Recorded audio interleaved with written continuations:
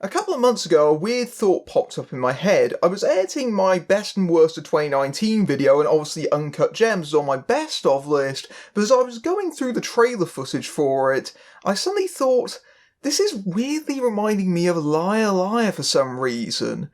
And then I had the thought of cutting a trailer for Liar Liar like the one for Uncut Gems. So let's do that. I love trailers. I have always loved trailers. I would argue that trailers are perhaps the thing that got me into films in the first place. I remember being 5 years old and watching a tape of summer 1996 blockbusters and seeing that reel back to back, all these disparate kind of movies put together at once. I found it really exciting and fascinating as a kid, especially one that was very visual like I am, and I think that that was what got me into the world of movies, and certainly my love of trailers has never ceased either. I've watched that progress as a medium, going from the very voiceover heavy trailers of that period, just sort of Don LaFontaine's In a World. In a world, in a world, in a world. Moving into the more sophisticated edits that we have these days. And one of the best trailers in recent memory, in my opinion, is the trailer for Uncut Gems, which does a fantastic job of establishing the tone and the story of that movie. And it's all set to a cover of The Weeknd's Pray for Love. Trailers are a microcosm of films, both figuratively and literally, and they're made up of individual shots that gain a relationship and context to each other via editing. But where in films themselves that's conveyed usually linearly,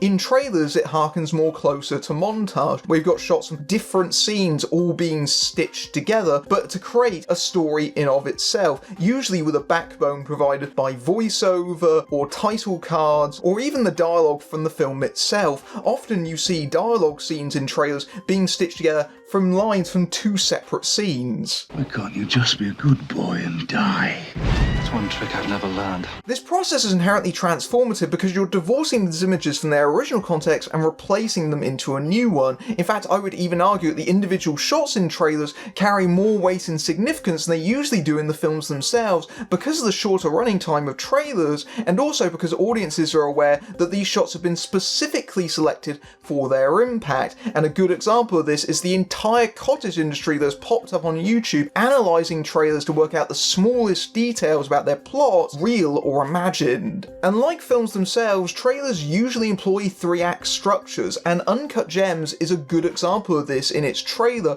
where I would argue that each individual act is broken up by the use of a title card. So in Act 1, we introduce our main character, in this case Howard. In Act 2, we establish an antagonist or conflict. Howard is using money from the wrong people. And then in Act 3, we escalate that tension, building up to a big crescendo or a climax. Like any piece of advertising, it's fascinating to analyse because by watching a trailer you get a very rapid sense of who the film is being marketed towards. A good trailer very rapidly has to set the expectations for the audience. It has to establish what's it about, who's in it, and the tone of the work. And by setting those three things, the audience can decide whether or not they want to go and see the movie. Of course, sometimes that doesn't necessarily coincide with the actual movie itself. It's often been said that trailers more accurately represent what the studio expected from the movies than the final product. And so sometimes trailers do lie, sometimes they do misconstrue, and sometimes they just blatantly outright misrepresent the movie, and sometimes that can be incredibly dangerous. That can leave audiences feeling extremely shortchanged. And watching a trailer after you've seen the movie is equally illuminating because then you get a sense of what was included in the trailer and what wasn't, and that can be very telling. Now there is a bit of a push and pull over how much you actually include in a trailer. How much do you need to convey in order to get the audience to see it without necessarily spoiling their enjoyment? This isn't helped by the fact that trailers are in an arms race with each other. They're playing in reels with each other, trying to compete to be the most exciting, the most compelling, and the most worthy of your cash. And ever since 1996's Independence Day, which had the big money shot of the White House exploding, every trailer needs to have that big moment that compels you to go and see that movie, even if it means giving away key details or key moments that might necessarily hinder the audience's enjoyment knowing about them during the first viewing. And then there's stuff deliberately omitted for a very different reason, in that if you knew about them in advance, you probably wouldn't pay to go and see it, or at least in the eyes of the marketing people. This doesn't just apply to bad films, although obviously the trailers for those try to downplay their worst elements, but in art house fare, especially the more challenging variety, they'll often cut a trailer which is much more palatable to a wider audience and only implying the crazier elements therein. Foreign language films, for example, often have wordless trailers or ones that have narrators guide the audience through the story and not give away any of the dialogue and tip off the audience that this movie has subtitles. Likewise, Ang Lee's Hulk has trailers that bill it as a big summer movie smash 'em up when the film itself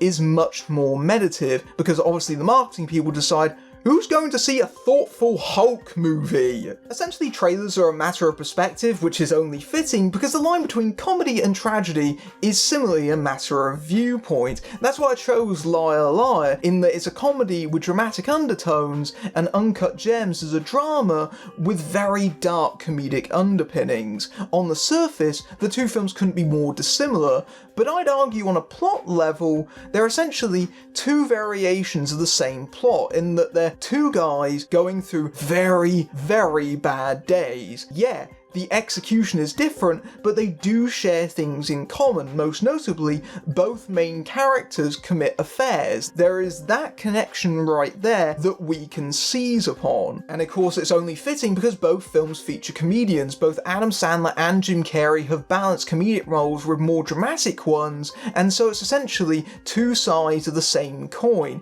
And what happens if we flipped the coin over, essentially? What if we played up the more dramatic side of Liar Liar and made it less overtly comedic? For the purpose of this edit, we have to really temper down Jim Carrey's performance at the centre of that film. I think it's the purest embodiment of his comedic talent in any of his roles, but that doesn't really suit this kind of edit. But there are definitely scenes in Liar Liar that are played straight that we can really seize upon. But this trailer, it isn't a lie. Not really.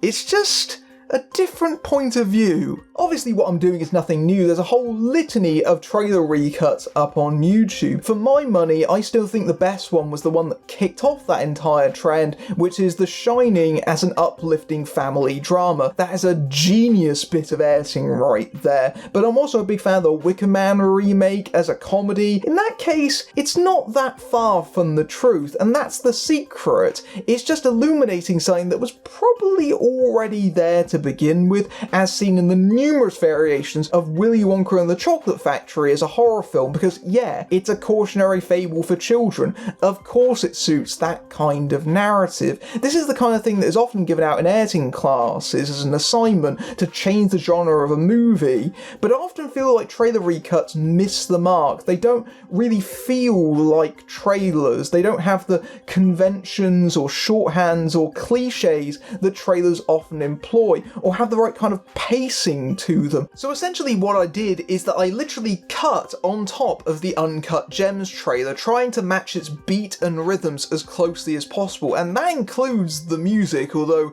that did almost catch me out, to be honest, because finding a replacement track that synced up with what I edited turned out to be very time consuming, but it did eventually work out in the end. But essentially what I was doing, especially in the second half of the trailer, was trying to match sequences that were similar between the two films. There's a sequence midway through the trailer where Fletcher is having an argument with his ex-wife, and that is deliberately placed in the spot where Howard in the Uncut Gems trailer is telling his wife about his infidelity. Likewise, in the montage towards the end of the trailer, there are several shots that are synced up to very similar shots in the Uncut Gems trailer. So you get very similar shots of the main characters running, in a sexual moment, being carried away, and notably screaming. I actually extended that scream by cutting it up and splicing it over again, which turned out to be the best solution. I tried to artificially lengthen it, and then it just sounded like a devil growl.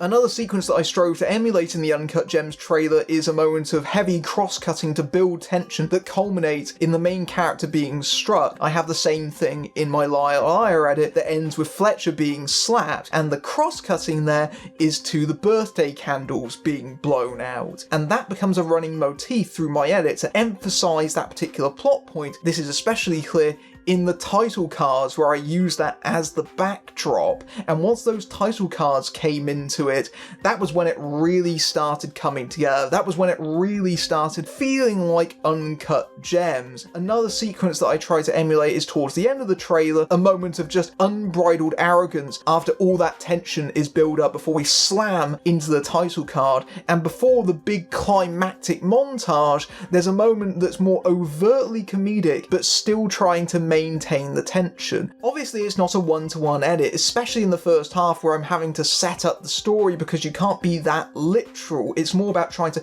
recreate the sense of the tone, although there are a couple of homages in there, like the first time we see a close-up of our main character, it's them exiting out of a lift. One of the major things that I decided to do is change the look of Liar Liar. Liar Liar has a very warm palette, lots of very rich browns, very kind of reddish and inviting. That doesn't really work for the tone that we're trying to set, and the look of the movie tells you so much about it, and so I try to change that as much as possible. So what I did was I flattened out all the colours and then put a heavy bleach bypass filter on it, which made it look very contrasty, very kind of rough on top of that. Then I tweaked the colour timing so that it hued a bit greenish and a bit sickly, and then on top of that I just kind of faffed around with the saturation, and I did this for each shot, tinkering it around as best as I could. I also changed a lot of the sound effects as well. This was necessary because either they had music or dialogue talking over them,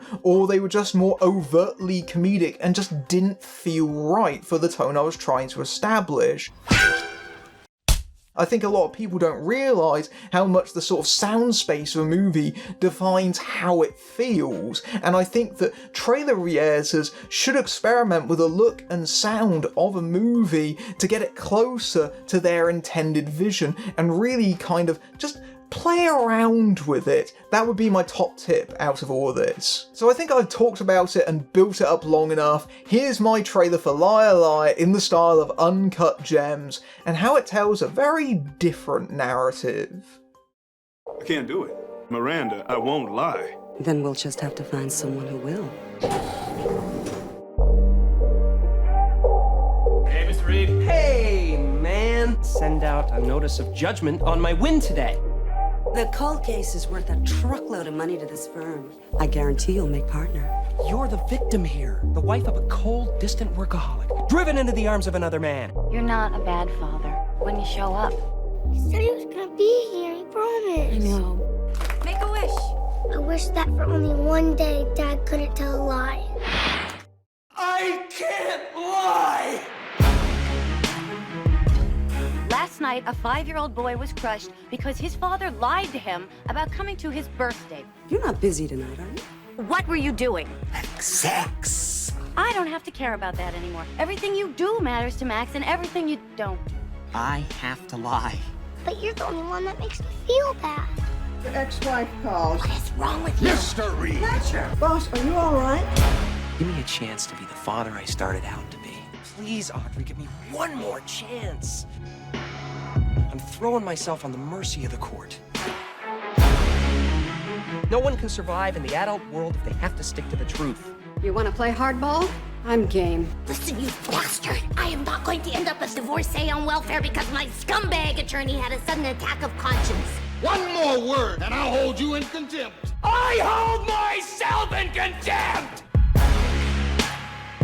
I am taking Max someplace where you can't do this to him anymore. You can't move to Boston, I'll never see Max. This is not fair. It's an emergency! Mr. Allen, you remember Fletcher Reed? Fletcher has just been telling me how much he thinks of you.